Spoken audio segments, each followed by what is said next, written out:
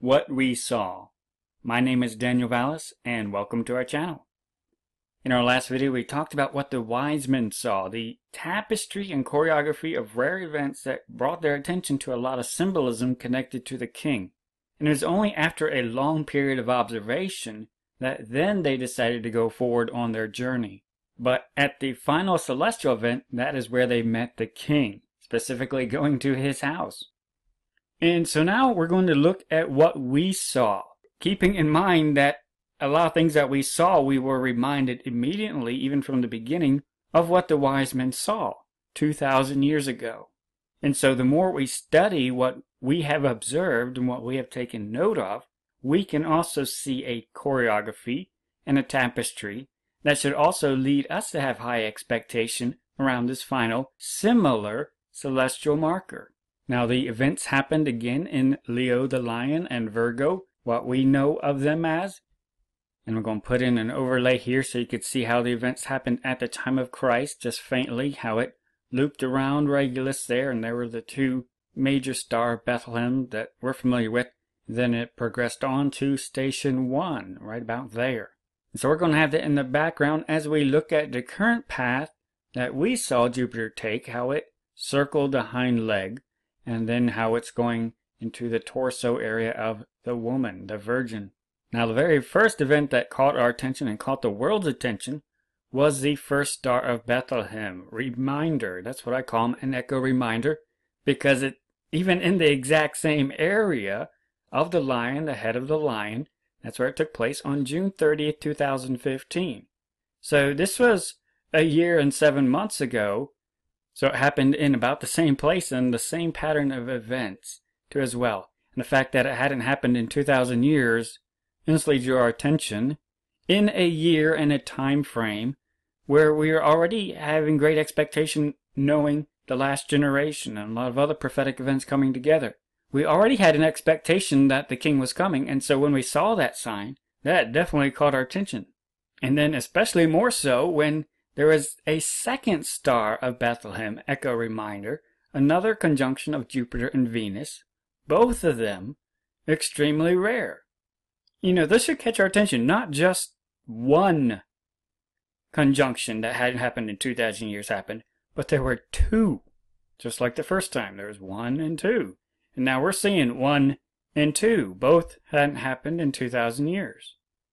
This instantly drew our attention, and we must never forget what we saw at the very beginning of the celestial signs.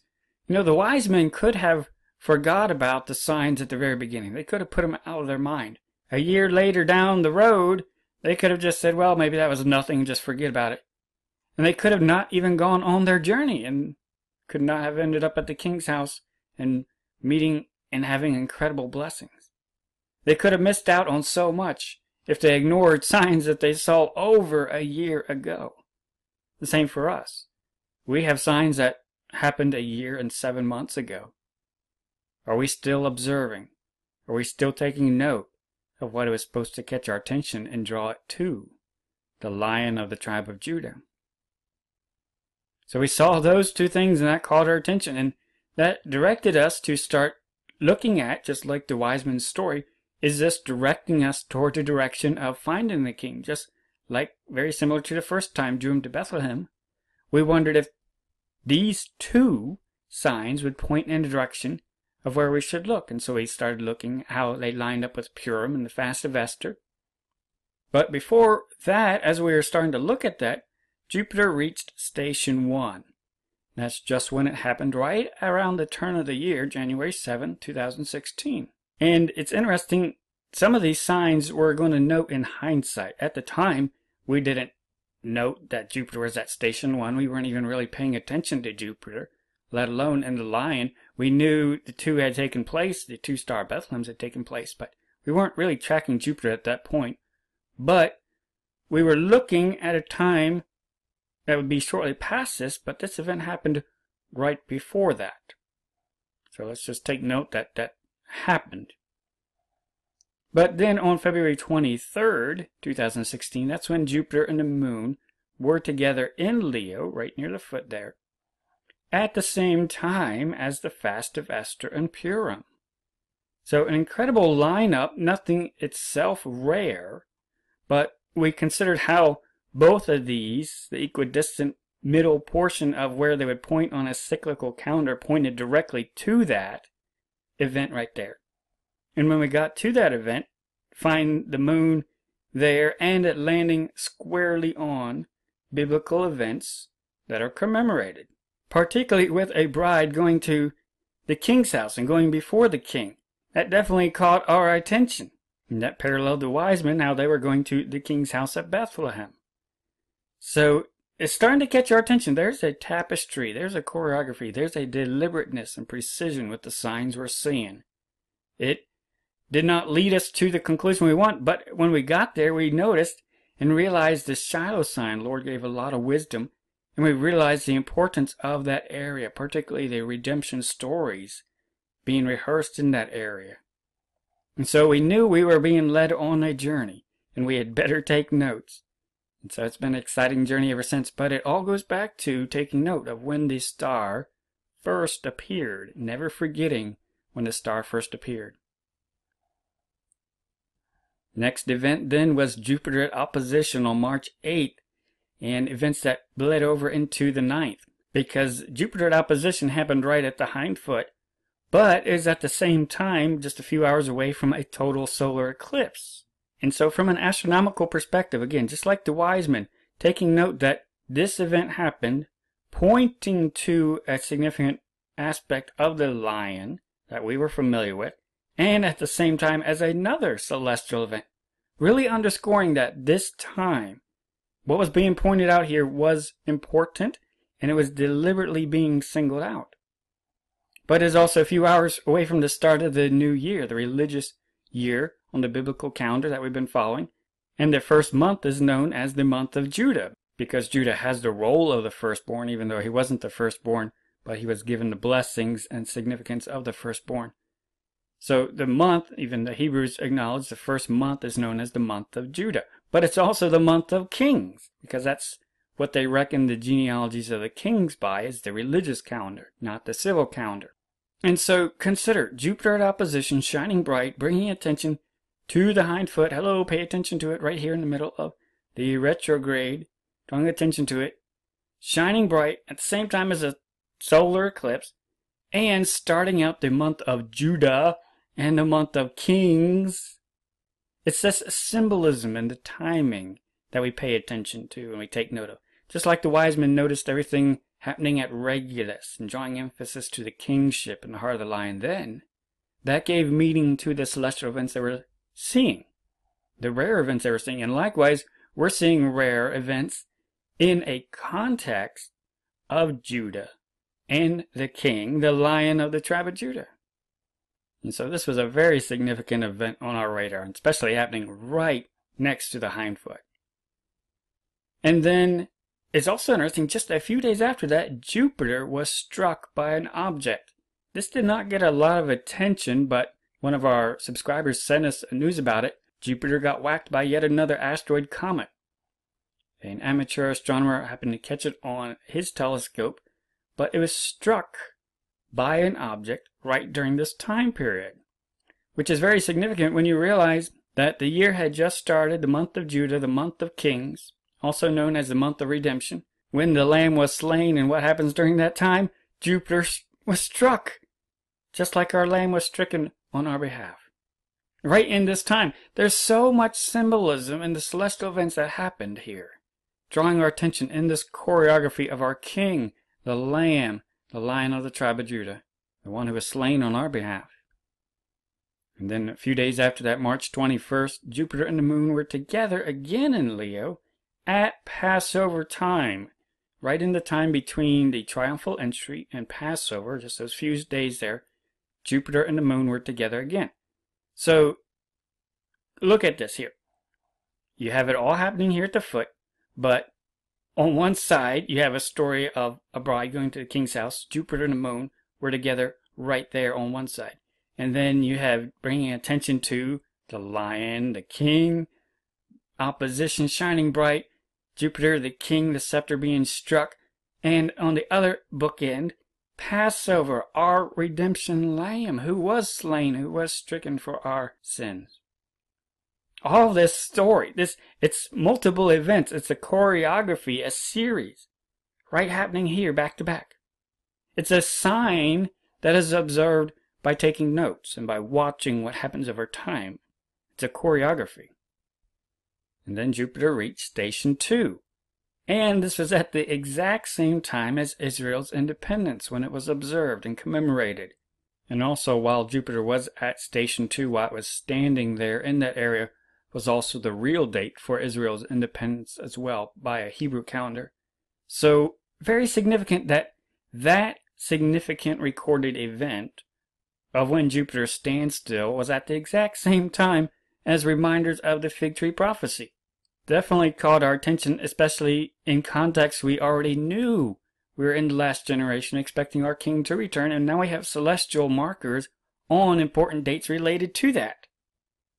This definitely caught our attention because also that's one of the main events that Christ told his disciples: when you see these things begin to come to pass, then look up and lift up your head. It's those events relating to the fig tree prophecy and understanding the last generation. So in the midst of all these signs that our King was coming, our Redeemer was coming, and the story again of our Redeemer who was slain on our behalf, we're also reminded of the celestial signs that he told us to look for, and when we see, to look up.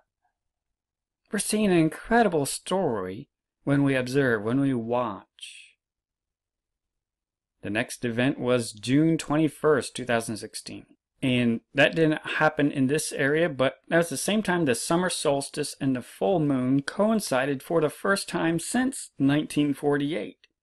So a significant celestial event, and got a little bit of news, but just how these two events lined up for the first time since 1948. Drawing attention again to why we should be looking up. Very important.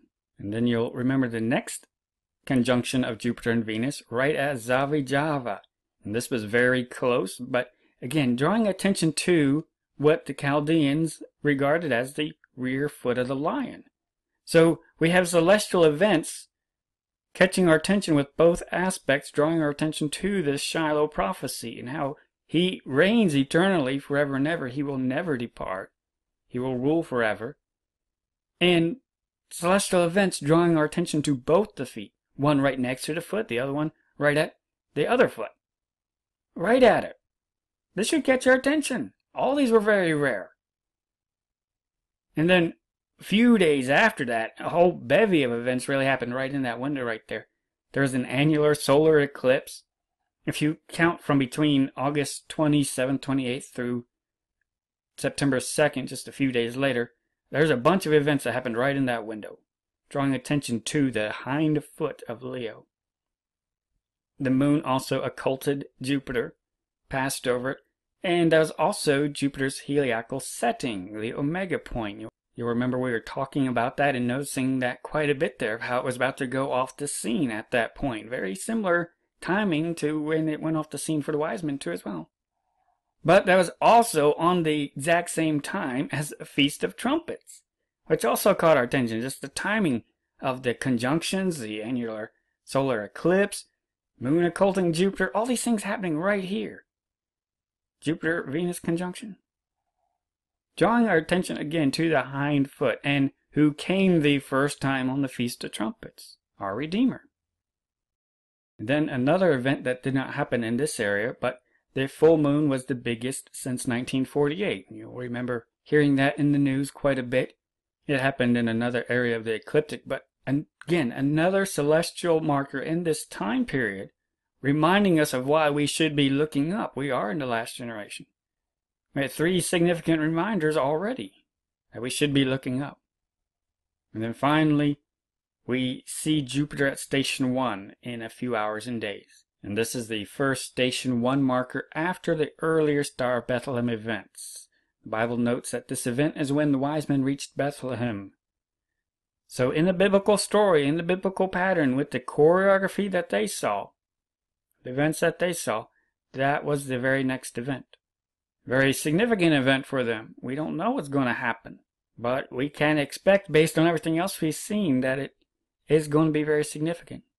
And so when we compare what they saw to what we saw, and how we both had to take observations and notes, and it was a learning journey for both them and for us. And it was a period of time, but we always have to remember, when did the star first appear? And then also remember the last event that the Bible records. Both are significant, the beginning and the ending. We saw a number of very rare celestial events we have every reason to look up. We have so many reasons to look up, an entire story of our Redeemer, of our redemption, coming to pick up his purchased possession. Are we watching? Are we expecting our King, the Lion of the tribe of Judah, the Lamb who was slain on our behalf? Are we watching? Are we looking up? Are we lifting up our heads in expectation, living as though he is about to return? We have a printer-friendly reference sheet of these two comparisons, what they saw and what we saw. You can find it in our Google Drive. There is a link in the description box.